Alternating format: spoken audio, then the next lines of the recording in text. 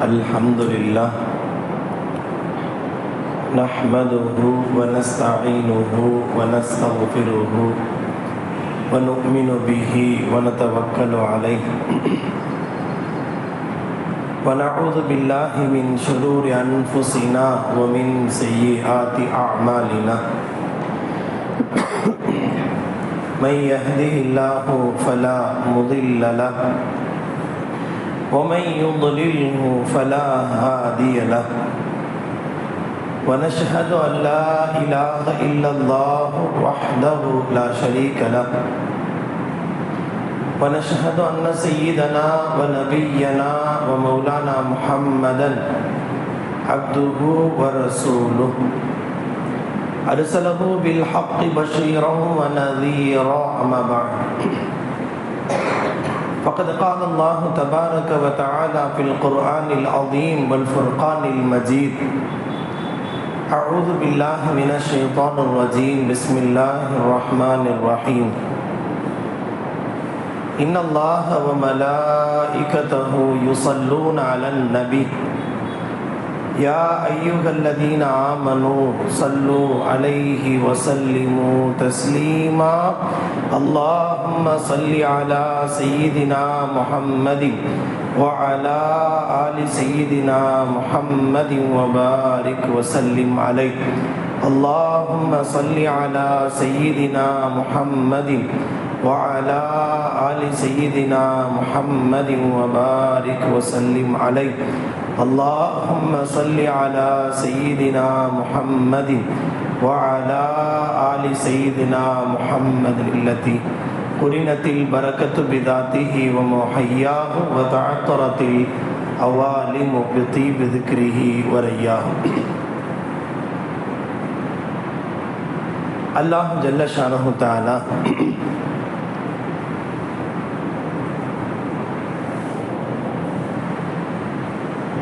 மனித வாழ்க்கையின் சௌகரியங்களை காலத்தின் சூழலுக்கு ஏற்ப மனிதர்களின் தேவைகளுக்கு ஏற்ப அதை விசாலப்படுத்திக் கொண்டே கியாம நாள் வரை இதன் நீட்சி தொடரும் என்பதை குர்ஆனின் வழியாக அருமைநாயகம் முஹம்மது ரசூலுல்லாஹி ஸல்லல்லாஹு அலைஹி வஸல்லம் உடைய நபிமொழிகளின் வழியாக தெரியப்படுத்த வைத்திருக்கிறார். மனித வாழ்க்கையின் தேவை எவ்வளவு கூடுகிறதோ அந்த தேவைக்கு தகுந்த கருவிகளை, தொழில்நுட்பத்தின் வளர்ச்சியை, அறிவியல் முன்னேற்றங்களை அல்லாஹ் ஏற்படுத்தி கொண்டே இருப்பான். ஒரு காலம் இருந்தது, விதைத்து உரம் போட்டு வேலி அடைத்து இப்படி நாம் தேடி அந்த விவசாயத்தினுடைய வளர்ச்சி இன்றைக்கு எவ்வளவு முன்னேற்றம் கண்டிருக்கிறது என்றால், இவ்வளவு தேவையை தான் நிறைவு செய்ய முடியும் என்ற நிலைகளை எல்லாம் கடந்து எவ்வளவு மக்கள் தொகை பெருகினாலும் அவைகளின் தேவைகளை நிவர்த்தி செய்கிற அளவுக்கு அக்ரிகல்ச்சர் ஒரு மகத்தான முன்னேற்றத்தை, அறிவியல் முன்னேற்றத்தை கண்டிருக்கிறது. இதை நாம் மறுப்பதற்கில்லை. இது உணவில் மட்டுமல்ல, உடையும் அப்படித்தான். மனித வாழ்க்கையில் இவ்வளவுதான் ஆடை தயாரிக்க முடியும், இந்த மூலப்பொருளால் மட்டும்தான் ஆடை தயாரிக்க முடியும் என்கிற நிலை ஒரு காலத்தில் இருந்தது. ஒன்று கம்பளியால் அல்லது ஒரு பஞ்சால், காட்டன், இது போன்ற நிலைகளை கடந்து என்னென்ன முறைகளில் செயற்கை நூலிழை என்ற பெயரால் மனித வாழ்க்கையில் ஆடை தேவையை நிவர்த்தி செய்வதற்கான வழிகளை அறிவியல் முன்னேற்றம் கண்டிருப்பதை நாம் பார்க்கிறோம். உணவு, உடை மட்டுமல்ல, மனித வாழ்க்கையின் எல்லா தேவைகளையும், இடம் சுருக்கமாக இருக்கிறது, இதை வைத்து இவ்வளவு பேருக்கு எப்படி வாழ்வளிப்பது என்றெல்லாம் ஒரு காலத்தில் கருதுவதற்கு வாய்ப்பில்லை. அப்போது மக்கள் தொகையும் குறைவாக இருந்தது. சின்ன சின்ன குடிசையில் தொடங்கி இன்றைக்கு அடுக்குமாடி குடியிருப்புகளில் ஒரே இடத்தில் எவ்வளவு பேர் வேண்டுமானாலும் தாங்கும் அளவுக்கு கட்டிடங்களில், இருப்பிடங்களில் வளர்ச்சி அடைந்திருப்பதை பார்க்கிறோம். உணவில் வளர்ச்சி, உடையில் வளர்ச்சி, இருப்பிடத்தில் வளர்ச்சி என்பதை கடந்து மனித வாழ்க்கையில் எப்போதெல்லாம் என்னென்ன தேவைகள் ஏற்படுகிறதோ அந்த தேவையை நிவர்த்தி செய்கிற சூழலுக்கு ஏற்றால் போல கண்டுபிடிப்புகளையும் அல்லாஹ் விசாலப்படுத்தி கொண்டே போகுவார். இதே போல் வாகனம் என்று எடுத்துக்கொண்டார். வாகனம் ஒரு காலத்தில் வல் கைல வல் பிகால லிதர்கபூஹா வஸீனா, குர்ஆன் சொல்கிறது அன்றைய காலத்தினுடைய பயணத்திற்காக குதிரையும் கோவேறு கழுதையும் லிதர்கபூஹா, அதில் நீங்கள் பயணிப்பதற்காகத்தான் அல்லாஹ் படைத்திருக்கிறான். வஸீனா, அது ஒரு அலங்காரம் என்றும் அல்லாஹ் சொல்கிறார். வெறும் நடைப்பயணமாகவே வெகு தூரத்தில் இருக்கிற நாடுகளுக்கு மாதக்கணக்கில் வருடக்கணக்கில் பயணம் செய்த காலங்கள் இருந்தது. அப்போதைய சூழலில் தேவைக்கு ஏற்ப அன்றைய வாகனமாய் குர்ஆன் சொல்லுகிறது குதிரையும் கோவேறு கழுதையும் மனிதனால் பயன்படுத்தப்படுகிறது. அதை நான் படைத்ததே, அதை நாம் வளர்ப்பதே லிதர்கபூஹா, நீங்கள் வாகனமாக பயன்படுத்துவதற்காகத்தான் என்று சொல்லி அல்லாஹ் அந்த ஆயத்தை நிறைவு செய்யவில்லை, தொடர்கிறான். வயக்லுகு மா லா தஅலமூன். இத்தோடு வாகனம் என்பது நிறைவு செய்யப்படவில்லை. மனித வாழ்க்கையில் எப்போதெல்லாம் தேவைகள் ஏற்படுமோ அந்த தேவைக்கு ஏற்றார் போல உங்களுக்கே தெரியாத பல்வேறு வாகனங்களை அல்லாஹ் படைக்க இருக்கிறான் என்று சொல்லி அந்த ஆயத்தை நிறைவு செய்கிறார். ஒரு சின்ன வார்த்தை கடல் போன்ற கருத்தை கொண்டிருக்கிறது. ரசூலுல்லாஹி ஸல்லல்லாஹு அலைஹி வஸல்லம் அவர்களுக்கு இந்த வசனம் இறங்கிய போது சைக்கிள் இல்லை, ரசூலுக்கு இந்த ஆயத் இறங்கிய போது ஸ்கூட்டர் இல்லை, கார் இல்லை, ரயில் இல்லை, விமானம் இல்லை. ஆனால் இவை அனைத்தையும் ஒட்டுமொத்தமாய் உள்ளடக்கிய ஒரு வார்த்தையை மட்டும் அல்லாஹ் அந்த ஆயத்தில் தெரியப்படுத்துகிறான். இப்போதைய தேவைக்கு குதிரையும் கோவேறு கழுதையும் நீங்கள் பயணிப்பதற்கு மனிதர்களுக்கான தேவைகள் அதிகரிக்கிற போது, சூழல் அதிகரிக்கிற போது, அவசரமாய் அவசர யுகத்தில் பயணிக்க வேண்டிய அதற்கான கட்டாயம் வருகிற போது வயக்லுகு மா லா தஅலமூன், நீங்கள் அறியாத பலதரப்பட்ட வாகனங்களை அவன் படைக்க இருக்கிறான் என்று அல்லாஹ் அந்த ஆயத்தை நிறைவு செய்திருக்கிறான். இந்த ஒரு ஆயத்திற்குள் இன்றைய காலத்தினுடைய விமானம் வரை உள்ளடக்கும். சுனிதா வில்லியம்ஸ் போய் வந்த விண்கலம் வரை அத்தனையும் உள்ளடங்கும். வேண்டுமானால் இன்னும் விரிவுபடுத்தப்படலாம். தொழில்நுட்பத்தின் வளர்ச்சி எவ்வளவு பெருகுகிறதோ மனிதர்களின் தேவையை தகுந்தாற் போல் அல்லாஹ்வே அதற்கான கண்டுபிடிப்புகளை அல்லாஹ் தூண்டுகிறார். படைப்பது யார் என்ற கேள்விக்கு குர்ஆன் சொல்லுகிறது அல்லாஹ் தான் படைக்கிறார். விமானத்தை படைத்தவனும் அல்லாஹ் தான், ரயிலை படைத்தவன் அல்லாஹ் தான், காரை படைத்தவன் அல்லாஹ் தான். படைப்பதற்கு யாரோ ஒருவரை காரணியாக ஆக்குகிறான். அதனால் தான் கண்டுபிடிக்கப்படுபவர்கள் அனைத்தையும் டிஸ்கவர்ட் என்று நாம் சொல்கிறோம். கண்டுபிடித்தவர்களை கண்டுபிடித்தவர் என்றுதான் அடையாளம் காண்கிறோம். கண்டுபிடித்தல் என்றால் என்ன பொருள்? ஏதோ ஒரு இடத்தில் ஒருவர் ஒளிந்திருக்கிறார். சின்ன பிள்ளையில ஒளிஞ்சு விளையாடுவாங்க பாருங்க. ஒளிந்திருப்பவரை ஒருவர் கண்டுபிடிக்கிறார். ஒரு இடத்தில் இந்த இடத்தில் எது விடுபட்டு இருக்கிறது என்பதை கண்டுபிடி என்று சொன்னால் என்ன அர்த்தம்? இருக்கு, அதை கண்டுபிடிக்க வேண்டிய ஒரு மூளையை கசக்கி புழிகிற ஒரு சின்ன சிந்தனை இருப்பதை கண்டறியப்படுகிறது அல்லவா? டிஸ்கவர்ட் என்று சொன்னால் மூடு இருப்பதை அவர் கவர் பண்ணியிருக்கிறத அவர் திறந்து விட்டார் என்று பொருள். மனிதர்களுக்கான தேவை வருகிற போது ஒவ்வொரு காலத்திலேயும் அதற்கான தொழில்நுட்பத்தினுடைய தேவைகளை அல்லாஹ்வே ஏற்படுத்தி கண்டறிய வைக்கிறார். ஒரு காலத்தில் புவி ஈர்ப்பு விசையை பற்றிய தேவையும் கண்டறியப்படாமல் இருந்தது. அவன் நியூட்டன் ஒரு ஆப்பிள் மரத்தின் கீழே நிற்கிறான். அவன் எப்போதும் விழுந்த ஒரு ஆப்பிளை சாப்பிட்டு போயிருக்க வேண்டியதுதானே, ஏன் இது கீழே வருகிறது, ஏன் மேலே போகவில்லை என்று ஏன் யோசிக்க வேண்டும்? அவன் யோசித்ததல்ல, அவனை யோசிக்க வைத்தது அல்ல. வைத்த வழியே ஒரு மிகப்பெரிய ஒரு இமாலய சிந்தனை அவனை தூண்டி விடுகிறது. அவனை தூண்டி விட்டது அல்லாஹ். புவியீர்ப்பு விசை என்கிற கிராவிடேஷனல் போர்ஸை கண்டுபிடிக்க வச்சது அல்லாஹ் தான். அதன் பிறகு இவ்வளவு தூரம் விமானம் வரை என்னென்ன தொழில்நுட்பம் இருக்கிறதோ அதற்கு தூண்டுகோலாய் நியூட்டன் காரணமாகி விடுகிறார். படைத்தவன் யார் என்ற கேள்விக்கு குர்ஆன் சொல்கிறது அல்லாஹ் தான் படைத்தான். இதில் மாற்று கருத்து கொள்வதற்கு ஒருபோதும் வாய்ப்பே இல்லை. நாம் சொல்ல வருகிற செய்தி, தேவைகள் அதிகரிக்கிற போது அந்த தேவைக்கு தகுந்தார் போல் மனிதர்களின் சிந்தனையை தூண்டி விடுகிறார். தூண்டிவிடப்படுகிற மனிதர்கள் ஆர்கிமிடிஸாக இருக்கிறார்கள், ஐன்ஸ்டீனாக இருக்கிறார்கள், நியூட்டனாக இருக்கிறார்கள், சார்லஸ் பாப்பேஜாக இருக்கிறார்கள், ரைட் சகோதரர்களாக இருக்கிறார்கள். தூண்டிவிடப்படுகிற போது அல்லாஹ் அவர்களை வைத்து வேலை வாங்க முற்படுகிறான். உலகத்தில் எல்லா கனவுகளும் கண்டறியப்படுகிறது. இதுதான் ஒரு ஈமானிய பார்வையில் நாம் பார்க்க வேண்டிய சிந்தனை. இவர் கண்டுபிடித்தார், இவர் உலகத்திற்கு மகத்தான சாதனை படைத்தார் என்றெல்லாம் பேசு பொருளோடு நாம் நிறுத்திவிடக் கூடாது. இதை அல்லாஹ் இந்த உலகிற்கு வெளிக்கொண்டு வருகிறார். அப்படித்தான் உலகத்தில் எல்லா படைப்புகளும், எல்லா கருவிகளும், தொழில்நுட்பமும் வளர்ச்சி அடைந்து கொண்டே போகிறது. குர்ஆன் ஒரு நிகழ்ச்சி ஒன்றை சொல்கிறது. வலிசுலைமான ரீஹ குதுவுஹா ஷஹ்ரு வரவாஹுஹா ஷஹர்.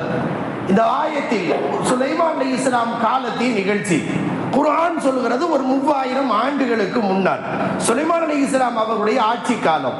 அப்போது காற்றில் யாராவது பறக்க முடியுமா? அது பறவைகளுக்கான உத்தி என்று நாம் கருதலாம். ஆனால் அல்லாஹு ஜல்ல ஷானஹு தஆலா ஒரு நபிக்கு ஒரு வாய்ப்பை தருகிறார்.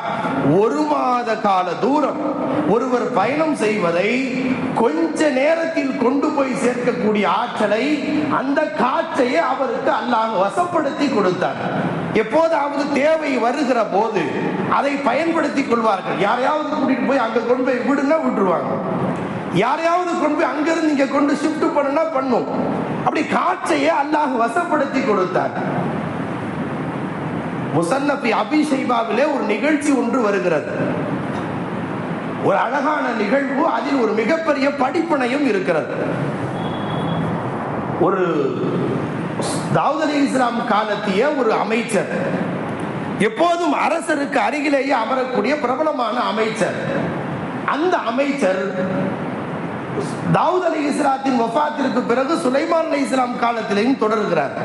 வயது முதுமையிலும் கூட அரசரின் அருகில இருந்து முக்கியமான ஆலோசனைக்காக அந்த அமைச்சர் தான் அவர் முன்னால் இருப்பார். யதார்த்தமாக அன்றைய தினத்தில் ஒரு மனிதர் உள்ளே வந்தார். அவர் யார் என்று சுலைமான் அலைஹிஸ்ஸலாம் அவர்களுக்கு மட்டுமே தெரியும்.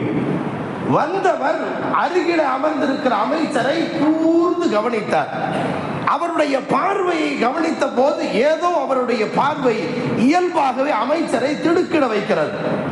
ஏன் என்ன மட்டும் இவ்வளவு பேர் இருக்கு, என்னை மட்டும் அவர் கூர்ந்து பார்க்கிறாரே என்று அவருக்கு புரியவில்லை.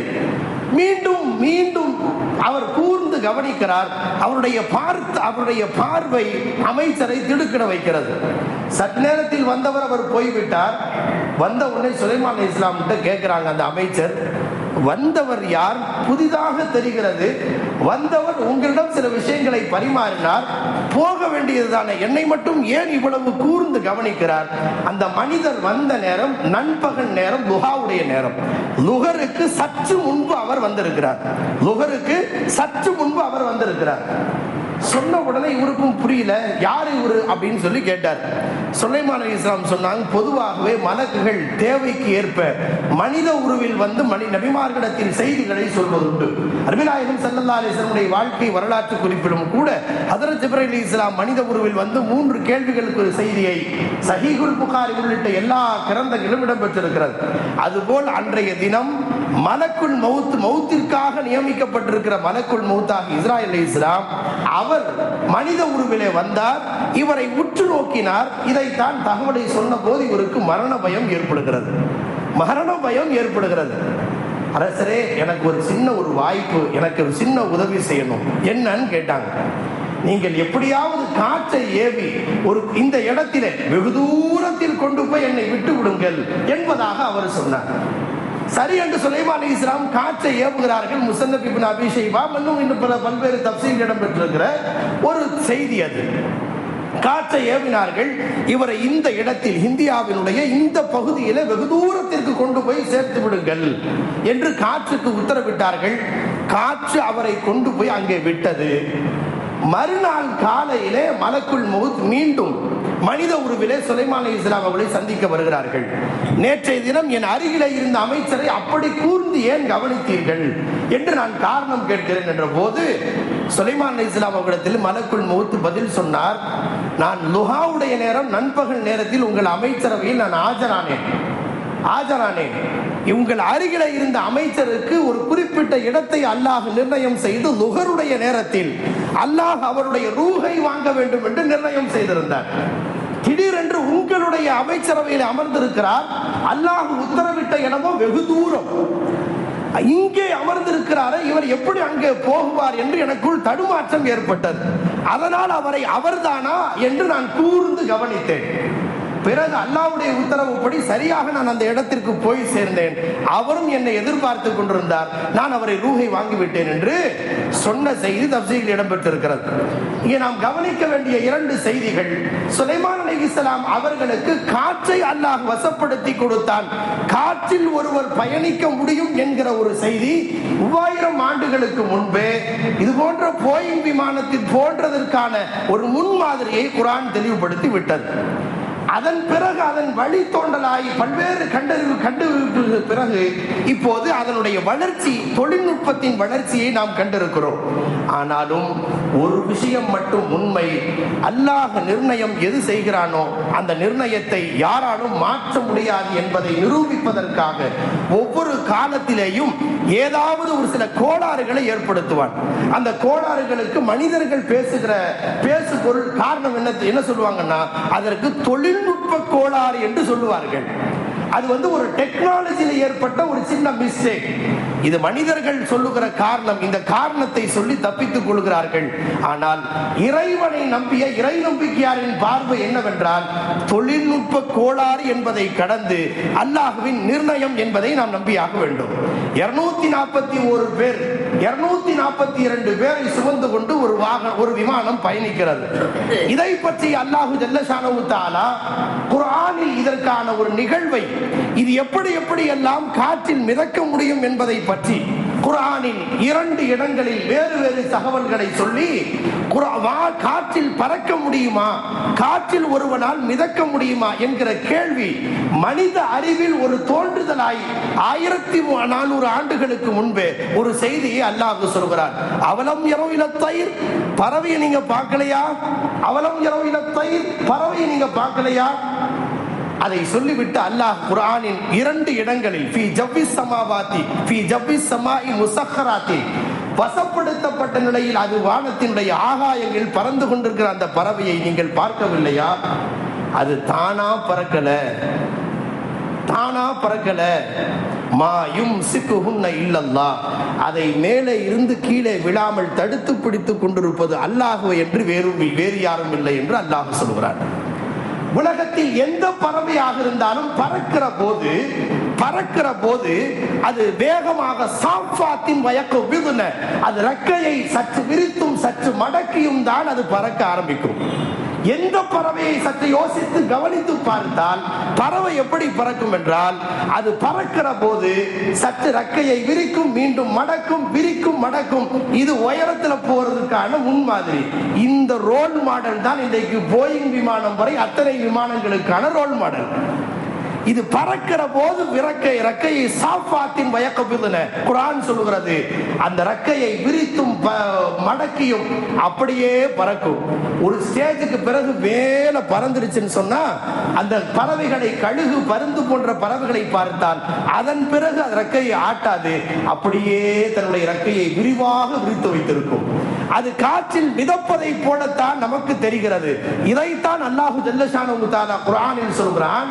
பறக்கிற போது ரெக்கையை விரித்தும் மடக்கியும் அது பறப்பதை நீங்கள் பார்க்கிறீர்கள். சாஃபாத்தின் வயக்குபிதுன மா யும்சிகுஹுன்ன இல்லர் ரஹ்மான், அது வானில் பறக்கிற போது ஏன் கீழே விழவில்லை? அதற்கு என்ன காரணம் என்று கேட்டால், மனிதர்கள் பலதரப்பட்ட காரணங்களை அவர்கள் ஜோடிப்பார்கள். கிராவிடேஷனல் ஃபோர்ஸ்ல இருந்து ஒரு ஸ்டேஜ் தாண்டிருச்சு, புவியீர்ப்பு விசையை தாண்டி அதற்கு ஒரு ஆற்றல் தரப்பட்டிருக்கிறது, ரெக்கைகளில் இதெல்லாம் இருக்கிறது என்றெல்லாம் பல காரணங்களை சொல்லலாம். அல்லாஹ் ஒரு காரணம் சொல்கிறான், மா யும்சிகுஹுன்ன இல்லர் ரஹ்மான், கருணையாளன் அல்லாஹ்வை தவிர வேறு யாரும் அதை தடுத்து பிடித்துக் கொண்டிருக்கவில்லை.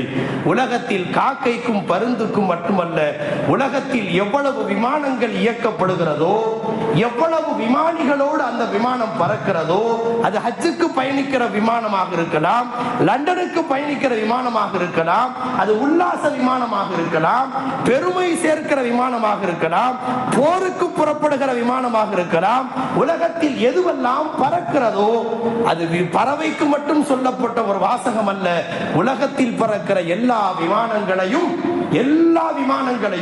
எல்லா ராக்கெட்டுகளையும், எத்தனை சுனிதா வில்லியம்ஸ் போன்ற விண்கலங்களை எல்லாம் சுமந்து செல்கிற விண்கலங்களையும் கீழே விழாமல் தடுத்து பிடித்துக் கொண்டிருப்பது மா யும்சிகுஹுன்ன இல்லல்லாஹ், அல்லாஹ்வை தவிர வேறு யாரும் இல்லை என்று திட்டவட்டமாக குர்ஆன் சொல்லி இருக்கிறது. அதை நம்புபவர்கள் தான் நாம். அன்பானவர்களே, இதை ஒரு கட்டத்தில் கடந்த பிறகு நாம் ஒரு செய்தியை புரிந்தாக வேண்டும். ஏன் இப்படி நடந்தது என்பதற்கு மனிதர்களால் பலதரப்பட்ட காரணங்கள் கற்பிக்கப்படும். என்ன சொல்வார்கள்? பறவை மோதி இருக்கலாம், தொழில்நுட்ப கோளாறு ஏற்பட்டிருக்கலாம், அல்லது வேறு ஏதாவது ஒரு சிக்கல்கள் ஏற்பட்டிருக்கலாம், அலர்ட் கொடுப்பதற்கு முன்னால் வேறு ஏதாவது நிகழ்ந்திருக்கலாம். என்ன நடந்தது? கட்டிடத்தில் மோதி இருக்கலாம், அல்லது விமானிகளுடைய கவனக்குறைவாக இருக்கலாம். எல்லாம் இருக்கலாம் சொல்லிட்டு போலாம், காரணங்களை சொல்லலாம். ஒன்று மட்டும் உண்மை, அல்லாஹ்வின் நிர்ணயம். எப்படி சுலைமான் அலைஹிஸ்ஸலாம் காலத்திய மனிதருக்கு, அமைச்சருக்கு இந்த இடத்தில் வைத்து அல்லாஹ் நிர்ணயம் செய்த இடத்தில் கொண்டு போய் சேர்ப்பதற்கு அல்லாஹ் ஒரு காரணியை ஏற்படுத்தினானோ, அதுபோல் அல்லாஹ் அந்த கட்டிடத்தின் அருகில் வைத்து அவர்களுக்கான நிர்ணயத்தை, அழைப்பை ஏற்க முற்பட்டிருந்தான் போலும். அதுதான் உண்மை, அதுதான் நாம் நம்ப வேண்டிய செய்தி. இதை இப்படி செய்திருந்தால் தப்பித்திருக்கலாமே, அல்லது அப்படி செய்திருந்தால் தப்பித்திருக்கலாமே, கொஞ்சம் மேலே வளைத்து போயிருந்தால் தப்பித்திருக்கலாமே என்று சொன்னால்,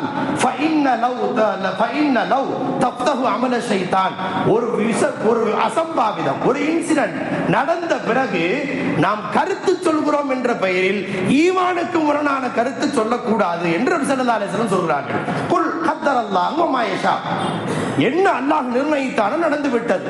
241 பேரில் ஒருவரை மட்டும் அல்லாஹ் காப்பாற்ற வேண்டும் என்று ஏற்கனவே நிர்ணயித்திருந்தான். அவரை கொண்டு போய் எமர்ஜென்சி எக்ஸிட் பக்கத்தில் உட்கார வச்சது அல்லாஹ் தான். அவருக்கு இப்படி ஒரு நிகழ்ச்சி நடக்கிற போது உடைத்து கொண்டு வெளியே வர வேண்டும் என்ற தெம்பையும் திராணியையும் கொடுத்து கீழே குதிக்க வைத்ததும் அல்லாஹ் தான்.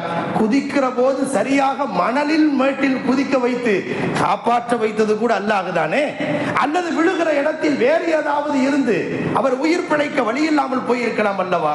அவர் ஒருவரை மட்டும் அல்லாஹ் விழ வைத்து, அவர் அருகிலேயே சுற்றிலும் சடலங்களையும் விழ வைத்து அல்லாஹ் அவருக்கான பாடமாக கருதுவது ஒரு இறை நம்பிக்கையாரின் பார்வையாக இருக்கக்கூடாது. ஒரு தனி மனிதனுக்கு மட்டுமல்ல, 242 பேரை சுமந்து சென்ற வாகனமாக இருந்தாலும் அல்லாஹ் எதை நாடினானோ, அல்லாஹ் ஒருவருக்கு தீங்கை தொட நாடிவிட்டானே ஆனால் உலகத்தில் எவராலும் தடுக்க முடியாது, எவ்வளவு நபர்களாலும் தடுக்க முடியாது. அல்லாஹ் ஒருவருக்கு நலனை நாடிவிட்டானே ஆனால் அந்த அருளை தடுப்பதற்கு இந்த உலகத்தில் எவனும் இல்லை, யாரும் இல்லை. அந்த ஒரு மனிதர் மட்டுமல்ல, இன்னொரு பெண்மணி காப்பாற்றப்படுகிறார். அவருக்கு அல்லாஹ் டிராபிக்ல லேட் பண்ண வச்சு 10 நிமிஷம் லேட், அதனால கேட்டை திறக்க மாட்டேன்னு வச்சு, இதெல்லாம் அல்லாஹ் செய்யற ஏற்பாடு. அதுதானே நாம் நம்பியாக வேண்டும். எனவே நடக்கிற நிகழ்வு நடந்து விட்டது. சோகமான இரங்கலை சில பேர் சொல்வார்கள். எவ்வளவு கனவோடு போயிருப்பார்கள் என்று சில பேர் பேசுவார்கள். குழந்தைகளை விட்டு விட்டு ஒரு நர்ஸ் போனாங்களே, அவங்க கதி இப்படி ஆயிடுச்சு என்று எல்லோரும் சொல்லிவிட்டு அதை கடந்து போய் விடுவார்கள். வேதனைகளை பகிர்வதோடு சென்று விடுவார்கள். நாம் வேதனையை பகிர்வோம். அல்லாஹ் அந்த குடும்பங்களுக்கு அல்லாஹ் நிரப்பமான அமைதியையும் சபரையும் தருவானாக என்று நாம் துஆவும் செய்ய வேண்டும் என்பதை கடந்து, உலகத்தில் எந்த ஒரு நிகழ்ச்சி நடந்தாலும் அதிலிருந்து நாம் படிப்பினை பெற வேண்டும் என்பதுதான் குர்ஆன் சொல்லக்கூடிய ஒரு முக்கியமான தகவல். இதில் ஒரு மிக முக்கியமான நல்லுபதேசம் இருக்கிறது, படிப்பினை இருக்கிறது. அறிவுடையோருக்கு படிப்பினை இருக்கிறது என்று குர்ஆன் பல்வேறு செய்திகளை சொல்கிறது. அந்த அடிப்படையில் தான் நாம் அணுக வேண்டும். எவ்வளவு திறன் மிக்கவராக இருந்தாலும், ஓட்டிய பைலட் ஒன்றும் சாதாரணமாக நேற்று இன்று ஓட்டியவர் அல்ல. 8000 கிலோமீட்டர்களுக்கு கடந்து ஓட்டிய பைலட் தான் அவர். ஓட்டுவதற்கு அவ்வளவு திறன்களை அவர் பெற்றிருந்தார். நம்ம நினைக்கிற மாதிரி ஓட்டிட்டே 8.5 மணி நேரம் 9 மணி நேரம் லண்டனுக்கு போறது அல்ல. ஒரு குறிப்பிட்ட ஸ்டேஜுக்கு பிறகு லேண்டிங்ல இருந்து மேல தூக்குற வரைக்கும் தான் அவர் விமானிகள் இயக்குகிறார்கள். அது ஆட்டோ பைலட். அது ஒரு குறிப்பிட்ட ஸ்டேஜுக்கு இத்தனை 1000 கிலோமீட்டருக்கு மேல ஏற்றி விட்டால் எல்லாரும் அவங்கவுங்க வேலையை பார்க்க ஆரம்பிச்சாங்க, விமானி உட்பட. அது ஆட்டோமேட்டிக்கா செட் பண்ணா அது பாட்டு போய்கிட்டே இருக்கும். அது இறக்கைகளை எப்படி ஒரு பறவை பறப்பதற்கு இறக்கைகளை அசைவதை போல விமானத்தை இயக்குகிற போது நீங்கள் பார்த்திருந்தால் உங்களுக்கு புரிந்திருக்கும். மேலே போகிற போது இறக்கைகளை விரிப்பதை போல இறக்கைகளிலே சில இயந்திரங்கள் செட் செய்யப்பட்டிருக்கிறது. அவைகள் இயக்கத்தின் மூலம் மேலே ஏறுகிற வரை, மேலே ஏறியதற்கு பிறகு அவைகள் மூடிக்கொள்ளும். அது எப்படி பறவைகள் தானாக பறப்பதை போல் இயக்கும். மேலே போகிற வரை அது இறக்கைகளை அசைக்கிறதோ, மேலே சென்ற பிறகு இறக்கைகளை விரித்துக் கொண்டிருக்கிறதோ, அதே ரோல் மாடலில் தான் உலகத்தில் எல்லா விமானங்களும் பயணிக்கின்றன. எவ்வளவு தொழில்நுட்ப வளர்ச்சியும் எவ்வளவு பாதுகாப்புகளையும் உள்ளடக்கி இருந்தாலும் ஒரு செய்தி மட்டும் உண்மை, ஹமல்நாஹும் ஃபில் பர்ரி வல் பஹர், தரையிலும் கடலிலும் நாம் தான் அவர்களை சுமந்து கொண்டிருக்கிறோம் என்று அல்லாஹ் சொல்கிறானே. வானத்தில் பறந்து கொண்டிருப்பதை கீழே விழாமல் தடுத்து பிடித்துக் கொண்டிருப்பது அல்லாஹ் என்று சொல்கிறானே. அந்த விஷயம் மட்டும் உண்மையிலும் உண்மை. மனித வாழ்க்கையில் என்னுடைய அறிவால் என் திறமைகளால் எதையும் சாதிக்க முடியும் என்று மனிதர்கள் ஒரு குறிப்பிட்ட கட்டத்தில் மாறுதட்ட முற்படுகிற போது அதற்காக உன்னுடைய பலவீனம் இதுதான் என்பதை புரிய வைக்கும் முகமாகத்தான் அல்லாஹ் ஜல்ல ஷானஹு தஆலா எவ்வளவு திறமை மிக்கவர்களுக்கும் இது போன்ற விபத்துகள் ஆபத்துகளை அல்லாஹ் ஏற்படுத்துகிறான். பாதுகாப்புகள் அதற்கு முக்கியம்தான். அதற்காக பயணம் புறப்படுகிறோம் என்றால் நம் தரப்பிலான பாதுகாப்பை சிறப்பாக செய்ய வேண்டும். நபிநாயகம் ஸல்லல்லாஹு அலைஹி வஸல்லம் அதற்கு பல்வேறு துஆக்களை கற்றுத் தந்தார்கள். அது ஒரு டூ வீலர்ல போனாலும், சைக்கிள்ல போனாலும், ஸ்கூட்டர்ல போனாலும், பஸ்ல போனாலும், கார்ல போனாலும், ஃப்ளைட்ல ஏறினாலும் அதற்கென்று பாதுகாப்பு துஆக்களை நபிநாயகம் ஸல்லல்லாஹு அலைஹி வஸல்லம் கற்றுத் தந்தார்கள். அந்த பாதுகாப்புகளை நாம் எப்போதும் மேற்கொள்ள வேண்டும். நம்ம தான் ரொம்ப திறமையான ஆளாச்சு, என்ன மிஞ்சி யார் இந்த ஏரியால ஓட்ட முடியும்? அந்த திறமைகள் எல்லாம் ஒன்றுக்கும் உதவாது. எவ்வளவு திறமையாளர்களும் கூட சில சமயங்கள் ஏதாவது சில விபத்துகளில் சிக்குண்டு விடுவார்கள் என்பதை அவர்களுடைய பலவீனமாகவே அல்லாஹ் கற்பிப்பதற்கு பல சோதனைகளை, பல கோணங்களை அல்லாஹ் ஏற்படுத்துவதுண்டு. எனவே உலகத்தின் எந்த பயணமாக இருந்தாலும் பிஸ்மில்லாஹி மஜ்ரேஹா வ முர்சாஹா என்றோ, சுப்ஹானல்லதி ஸஹ்ஹரனா ஹாதா என்றோ, அல்லது உயரத்தில் பறக்கிற போது அல்லாஹ், உயரத்தில் ஏறுகிற போதெல்லாம் அல்லாஹு அக்பர் என்றோ நபிநாயகம் ஸல்லல்லாஹு அலைஹி வஸல்லம் கற்றுத் தந்திருக்கிறார்கள். துஆக்களை ஓத வேண்டும், பாதுகாப்பை தேட வேண்டும், நம்முடைய திறமைகளால் ஓட்டப்படவில்லை என்பதை உணர வேண்டும். இது ஒரு முக்கியமான செய்தி. சாயிகும் வ ஷஹீத், குர்ஆன் சொல்கிறது, நீங்கள் உலகத்தில் எந்த பயணத்தை மேற்கொண்டாலும் அதை தானாக நீங்கள் எக்ஸிலேட்டரை அழுத்துவதாலோ அல்லது எக்ஸிலேட்டரை திருவதாலோ கீர் போடுவதால் அது முன்னால் செல்வதில்லை. சாயிகும் வ ஷஹீத், அதை முன்னால் இழுத்து செல்வது நாம் தான் என்று அல்லாஹ் சொல்கிறான். அதற்கான எனர்ஜியை கொடுத்து இழுத்து செல்வது நான் தான் என்று அல்லாஹ்வே சொல்லி இருக்கிற போது நாம் கருத்து சொல்வதற்கு என்ன உரிமை இருக்கிறது? எனவே நாம் யோசிக்க வேண்டிய இறை நம்பிக்கையார் ஒரு ஈமானிய பார்வை இந்த நிகழ்வில் இருந்து படிக்க வேண்டிய தகவல் என்னவென்றால், எவ்வளவு பாதுகாப்புகளை மேற்கொள்ள வேண்டுமோ அந்த பாதுகாப்புகளை மேற்கொள்ள வேண்டும். அதை கடந்து ஒன்று நிகழ்ந்தால் இது அல்லாஹ்வின் நிர்ணயம் என்று மட்டுமே ஒரு மனிதன் நம்புவான், ஒரு இறை நம்பிக்கையால் நம்புவான். மனிதர்களை இறை நம்பிக்கை இல்லாதவர்கள் பல்வேறு காரணங்களை சொல்லி அவர்கள் அந்த காரணத்தோடு முடித்து விடுவார்கள். அந்த காரணங்களும் ஒப்புக்கொள்ளப்படுகிற காரணமாக இருக்கலாம். தொழில்நுட்ப கோளாறு ஏற்பட்டிருக்கலாம், அல்லது விமானம் இறக்கைகள் விரிக்க முடியாமல் போயிருக்கலாம், கவனக்குறைவாக இருக்கலாம், வேறு ஏதாவது காரணங்கள் இருக்கலாம். ஆனால் அந்த காரணங்களை கடந்து ஒரு ஈமானிய பார்வை கொண்டிருக்கிறது. அல்லாஹ்வின் திட்டம் இன்று இருந்தது. யாரை காப்பாற்ற வைக்க வேண்டும் என்று அல்லாஹ் நாடி இருந்தானோ அவர்களை பாதுகாத்து வைத்தான். யாரை தன் பக்கம் அழைக்க நாடி இருந்தானோ அவர்களை அழைத்துக் கொண்டான். வெளிநிலையில் பார்த்தால் ஒரு பெருந்துயர், ஒரு கவலைக்குரிய செய்திதான். ஆனால் அதில் அந்த கவலைகளில் நாம் பங்கெடுக்க வேண்டும் என்பது மறுபுறம். இன்னொரு செய்தியை நாம் புரிந்தாக வேண்டும். மனிதர்கள் அனைவருமே, உலகத்திலே இருக்கிற எல்லா பொருளுமே, ஒஹுவாலா குல்லி ஷைஇன் கதீர், அனைத்து பொருட்கள் மீதும் அல்லாஹ் மட்டுமே ஆதிக்கம் மிக்கவன், வல்லமை மிக்கவன். அவன் வல்லமைக்கு ஆதிக்கத்திற்கு அப்பாற்பட்டு உலகத்தில் எந்த பொருளும் இல்லை. அது விமானமாக இருக்கலாம், எவ்வளவு தொழில்நுட்பமாக இருக்கலாம் என்ற செய்தியை உலகிற்கு உணர்த்துவதற்காக அவ்வப்போது இது போன்ற விபத்துகளும் ஆபத்துகளும் அசம்பாவிதங்களும் நம்மை நிகழச் செய்கின்றன.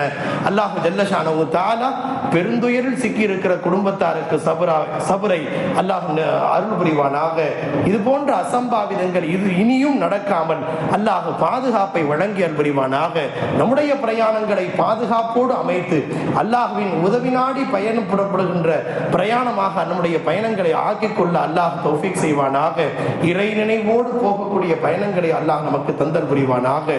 அசம்பாவிதங்கள் ஆபத்துகள் நடக்கிற போது ஈமானுக்கு முரணான சிந்தனை நம்ம கல்வியில் இடம்பெறாமல் ஈமானிய உணர்வோடு அணுகுகிற பாக்கியத்தையும் அல்லாஹ் நமக்கு தந்தல் புரிவானாக. வ ஆகிரு தஅவானா அனில் ஹம்துலில்லாஹி ரப்பில் ஆலமீன்.